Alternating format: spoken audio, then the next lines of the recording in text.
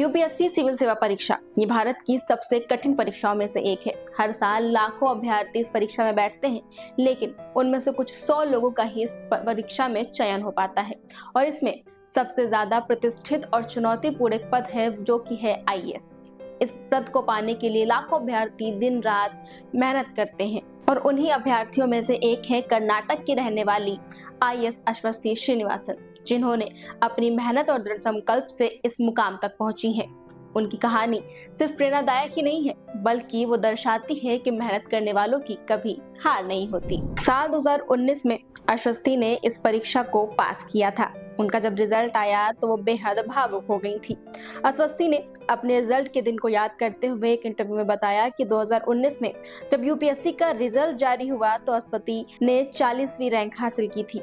Result देखते ही वो इतनी भावुक हो गई थी कि जमीन पर घुटने टेक कर उन्होंने भगवान का शुक्रिया अदा किया था। उनके फोन पर लगातार बधाइयों की कॉल्स आने लगी थी और यह पल उनके जीवन का सबसे यादगार पल बन गया था। अश्वथी ने बताया कि यूपीएससी की तैयारी के दौरान उन्हें कई मुश्किलों का सामना करना पड़ा। पहले प्रयास में उन्होंने प्रीलिम्स पास कर लिया, लेकिन मेंस में सफल नहीं हो पाई। फिर दूसरे प्रयास में तो प्रीलिम्स भी क्लियर नहीं कर पाई, जिससे उन्हें बहुत ज्यादा निराशा हुई। इस दौरान रिश्तेदारों और परिचितों ने उन पर शादी करने या करियर बदलने का दबाव डाला, लेकिन उन्होंने हार नहीं मानी। अश्वथी कहती हैं, यूपीएससी में एक बार फेल होने के बाद पूरे 1 साल का इंतजार करना पड़ता है और इस दौरान मानसिक रूप से मजबूत रहना सबसे बड़ी चुनौती है। अंततः तीसरे प्रयास में उन्हें जीत मिली और 2019 में उन्होंने अपने तीसरे प्रयास में सिर्फ प्रीलिम्स और मेंस ही क्लियर नहीं किया, बल्कि इंटरव्यू में भी अच्छा प्रदर्शन कर AIR 40 हासिल की।